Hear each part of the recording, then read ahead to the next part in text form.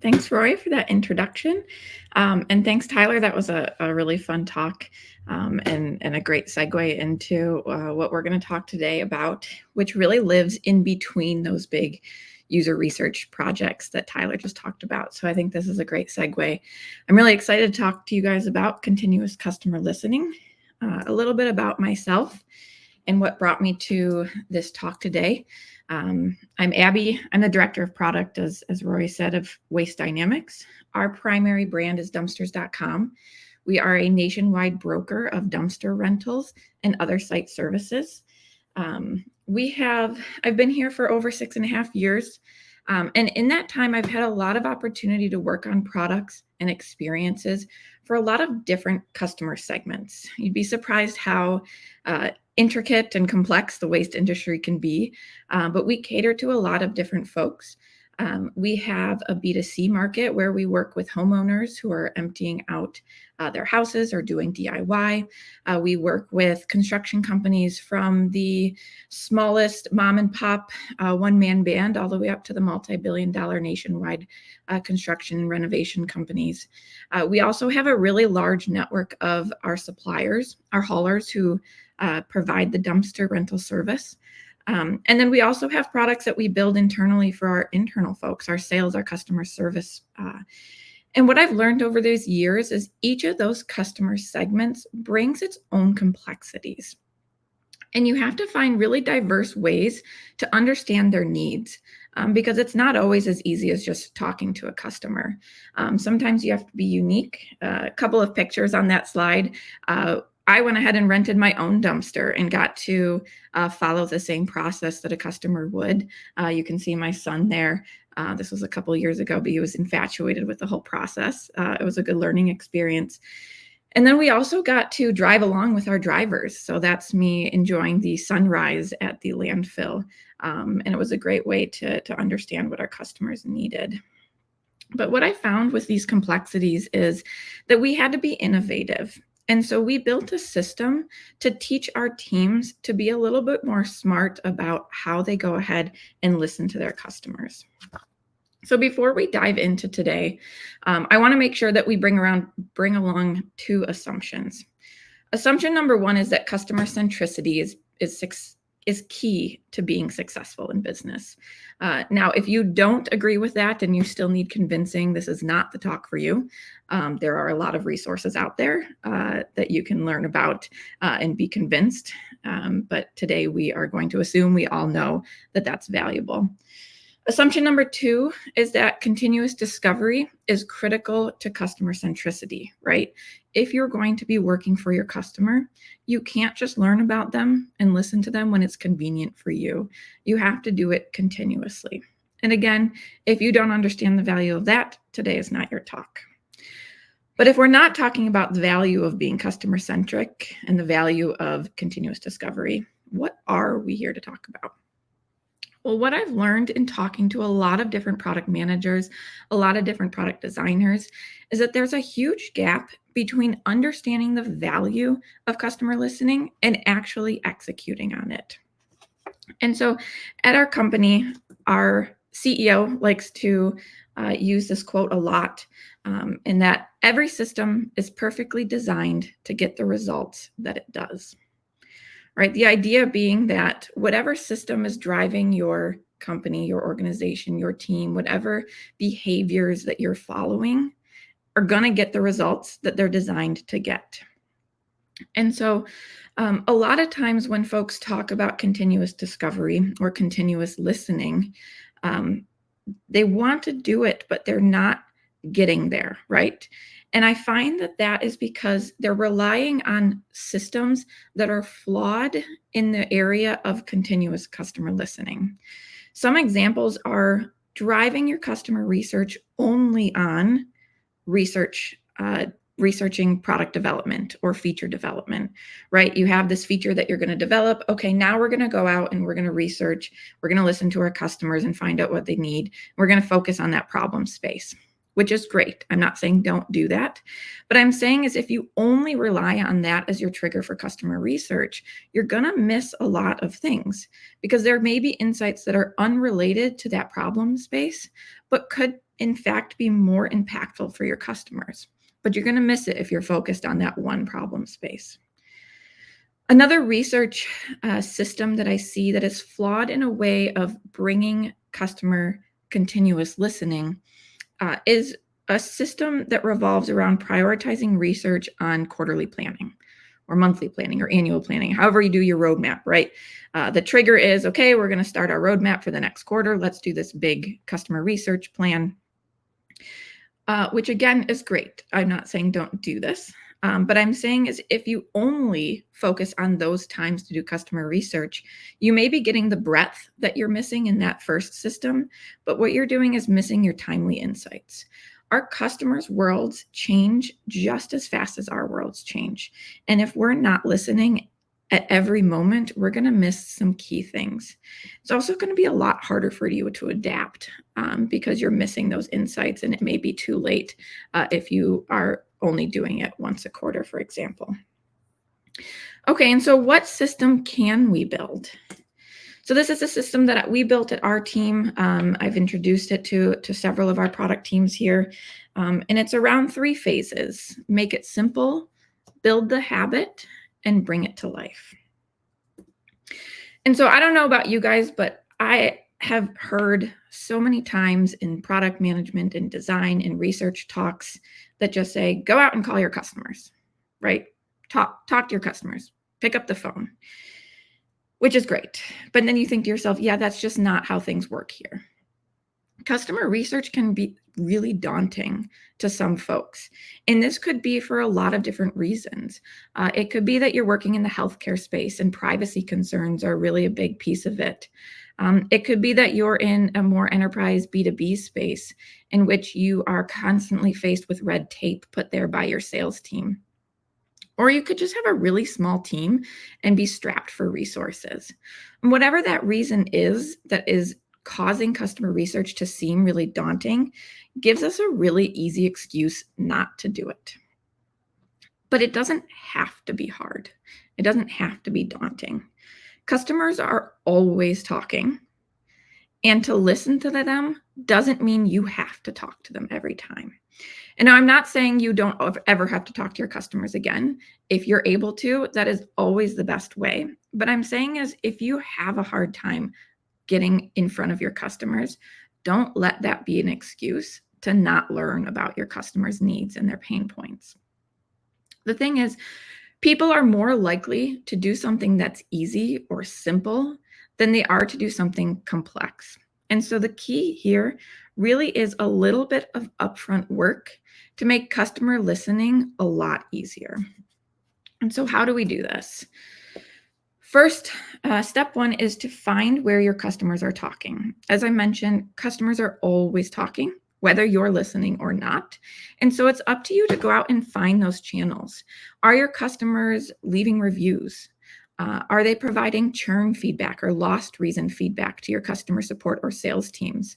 NPS verbatims, bug reports, anytime, social media, anytime your customers are talking about your company, your product, your experience, your service, whatever that may be, you can listen to them.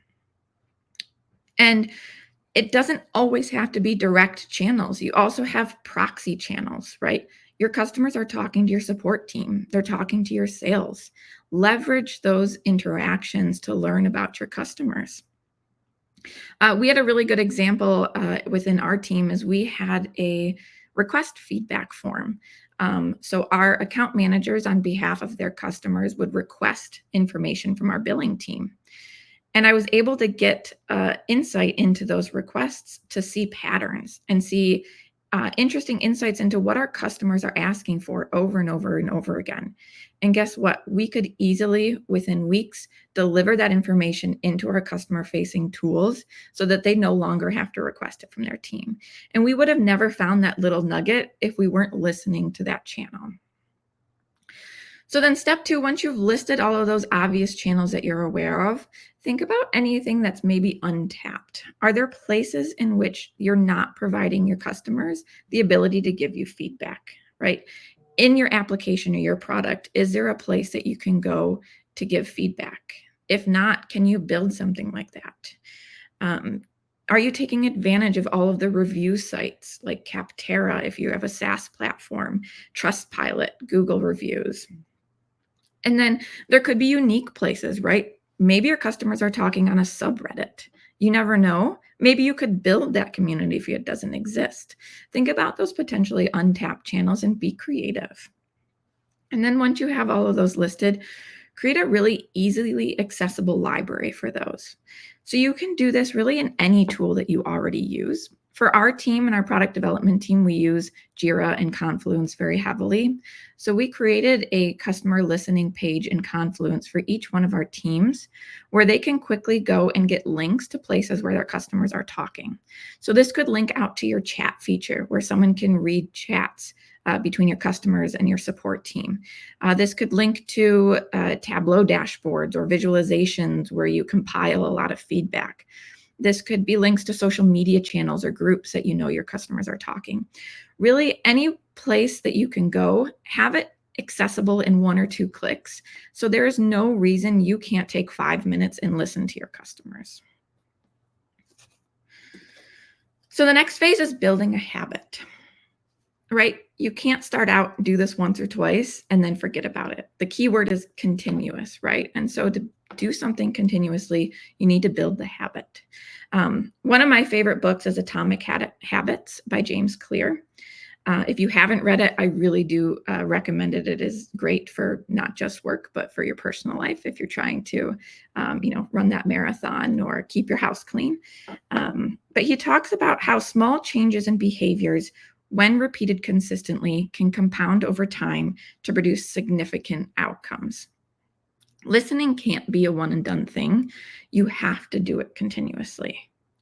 So how do we build those habits? So a couple of different ways you can do this is think about the 4 laws of behavior change. The first law is make it obvious. Design cues that trigger the habit. And so if you think back to those systems we talked about earlier, is you don't want to always design your cues around a feature development or around quarterly planning. You want to design some of those cues to make it more consistent, more recurring on a daily or weekly basis. So think about things that will trigger you. Is it a weekly meeting time slot on your calendar in which you set aside time to listen to your customers? Personally, I have 2 recurring meetings on a day that one tends to run over, and I have about 10 minutes in between those meetings. And we all know 10 minutes is not enough time to get anything actually accomplished, but 10 minutes is exactly enough time that you can listen to your customers. So I like to use that time each week to click into one of those channels and do a little bit of listening. James Clear talks about in his book the idea of habit stacking. If there's something you already do on a daily basis or a weekly basis, try and use that habit to build your next habit.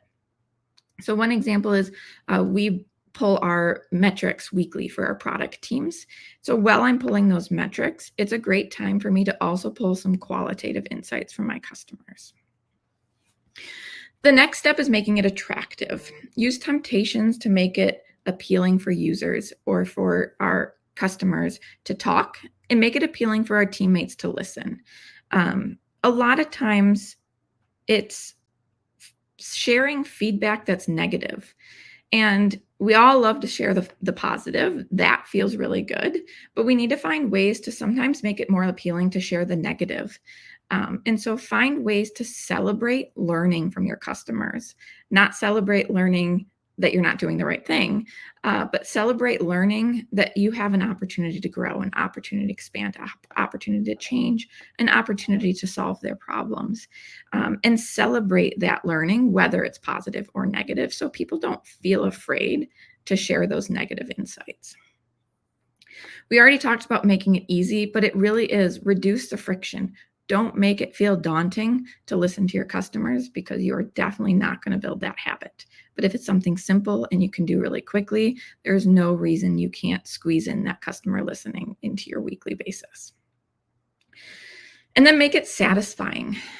We all know that learning from our customers and building products that solve our customers' problems are going to lead to business outcomes. But we can't wait for those long-term outcomes to drive our habits. We need to make them more immediate. And so Whether it's praising another team member for sharing, or whether it's rewarding yourself for taking that time.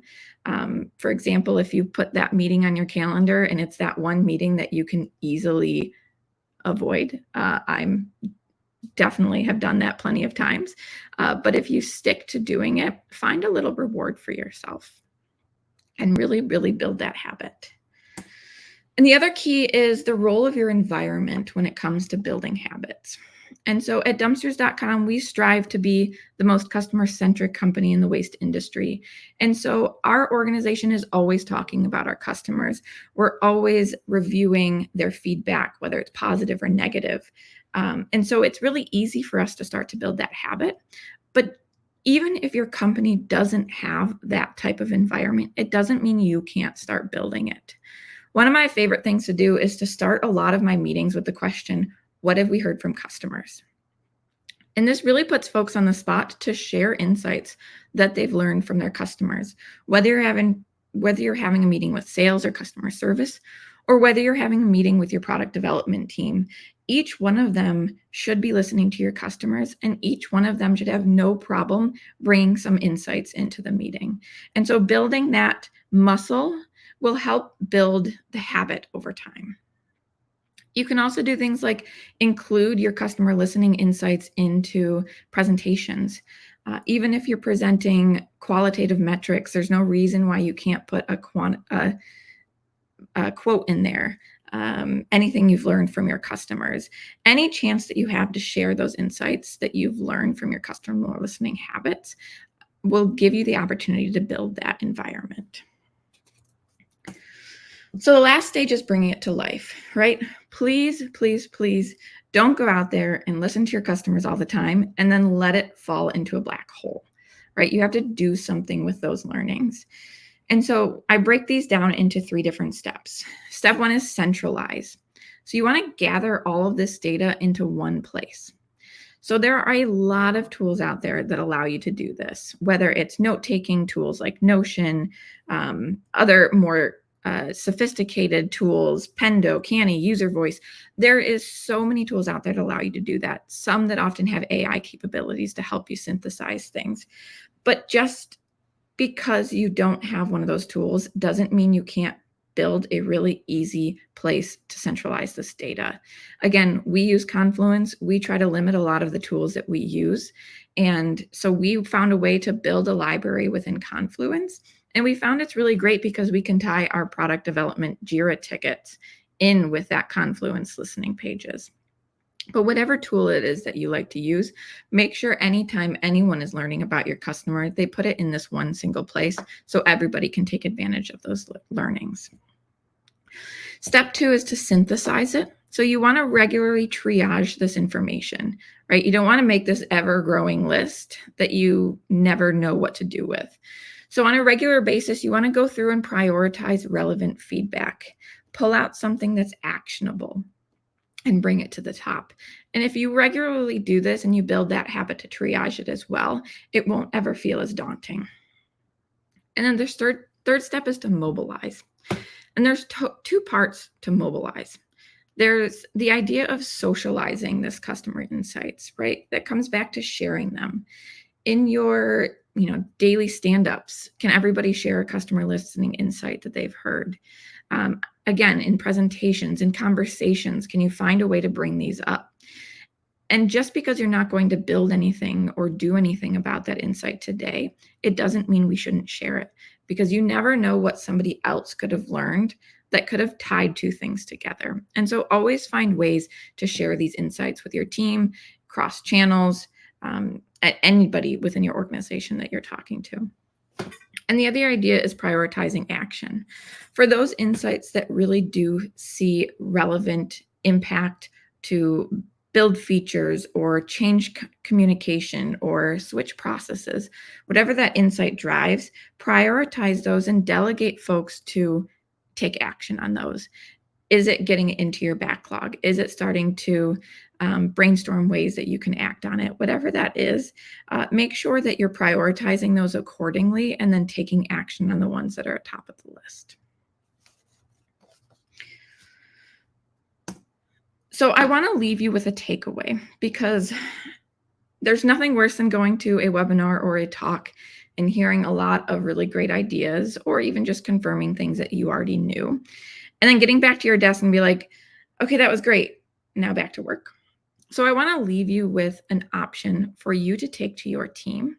And this is a workshop that I've built that we've run in our teams. I've also run it with some companies outside of our organization to start to build this habit within your team. So I really suggest taking an hour to do this and including all of your product development team, whether you're a small team and you only have a product manager and engineer, or whether you're a large team that has access to user research, QA, anybody who's working on the product can be involved in this. And it doesn't take a long time, and you can see how quick you can get results and how quick you can start listening to your customers. And so start with an introduction, talk about customer listening. Why is it important? Just have an open discussion, because there may be some that aren't convinced of that value. Then do this brainstorm exercise with your group so that it doesn't fall on you, and you can brainstorm this with other folks that have maybe more insights than you, and list all of those direct ways in which you can listen to your customers. List all those proxy ways that you can listen to your customers. List the names of customer support and sales reps who are more open to having these conversations. And then practice it. If you don't build this muscle and you don't practice it over and over and over again, you're a lot less likely to actually do it. So this is a great opportunity to ask your folks on your team to practice it right then and there. So whether you want to break out in an individual or break out in a pair, go ahead and choose a channel that you've listed in that group brainstorm and just start listening. Whether that's listening for 5 minutes or 10 minutes, you'll be surprised what you can learn in that small amount of time. And then have everybody pick one thing that they heard that you could take action on. Brainstorm ways that you could take action on that and share it with the group. And then have a discussion about how easy that was, right? Talk about how it doesn't have to be daunting and it's something that you can work into your day-to-day basis. And then as a group, brainstorm how you can incorporate customer listening as a habit in your daily work lives.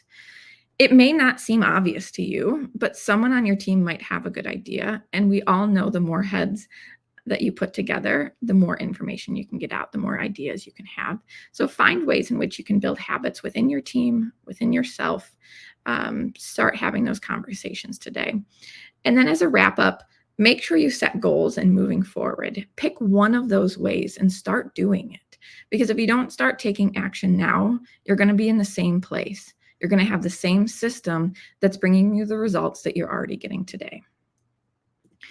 And so I have wrote up this workshop. So if you want to take it off, you can scan that QR code. It'll bring you to the link, or you can go to my LinkedIn channel and you can find that there. So if you do want to take this back to your team, I really employ that you do that and start seeing the results that our team has learned how to use. And so with that, I will stop and see if there are any questions. We thank you for that. That was really insightful. And I'm a big fan of James Clear's book as well. So if anybody hasn't read Atomic Habits, highly recommend it. Yes. Just to remind you, if you have any questions, please do comment on whichever platform that you're watching on, and we can ask those questions through to Abby. But I'm going to start with one of the biggest challenges I always face, particularly in a B2B environment, is how do you get access to your customers? So I know you mentioned kind of potential proxies or anything, but is there any specific in the B2B space advice that you might have for people? Yeah, we have felt that same exact challenge. And other than finding those proxy ways and talking to those sales reps, there's other ways you can listen to your customers. And one of the examples that we found is there are trade groups that our customers are talking with, that are listening to. And so it's really interesting to follow those channels. So whether that's a Facebook group, because some of our B2B customers are very old school and still use Facebook, but they have this community that they've built there, and they'll ask questions about software. They'll ask questions about their business. So I can sit and listen to understand what they're interested in.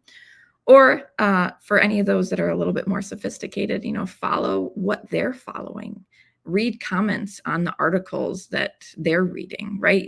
They're always talking, whether it's directly about your product or your service or not. There's always insights to be had. So sometimes you do have to be a little bit creative and find those different channels where they're talking. Awesome. Yeah, it's a good one to kind of not overlook some of the channels that you might not think of, but your customers could be there. Yeah, absolutely. The other one, just kind of on the making it simple at the end of the confluence and those kind of things. How do you deal with data rot and kind of things getting out of date, and how do you maintain that as well as trying to collate everything? Yeah, absolutely. These lists can get really long if you're doing your job, right? And you want to make sure that you're not leaving that data to sit. And so it is really about regularly triaging it. You have to build that habit, not just to listen, but to go through that data. We try and make sure, and I think it's really great when we can tie Confluence and Jira together. If we do take action on something, we try and tie that Jira ticket back to the insight that's in Confluence. It's very easy to tie those things together. So you can easily see which things we've already done, right? And that can easily fall to the bottom of the list and see that we don't have to think about that again. Or maybe we want to follow up on something that we did to see if it truly got the impact that we were looking for. But yeah, it is really important to continue to clean that because when you're going back to use those insights, that's really going to be that cue to trigger.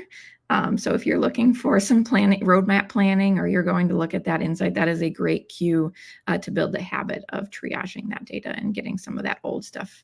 I highly suggest dating everything that you see when you're centralizing that information. Try and put a date where you found that information, where you were listening and when you were listening is really important to keep that data clean and relevant. Excellent. And is that a centralized responsibility? I'm just trying to think in a team where you're trying to encourage everybody to be putting in everything and kind of managing themselves. I'm just thinking of the risk of somebody being overzealous in kind of tidying things up, or how do you manage that in a decentralized, kind of not a centralized role? Yeah, you really have to think about how that works for your team, right? There are product development teams that are really small, in which you all can kind of say, like, yeah, we all own this.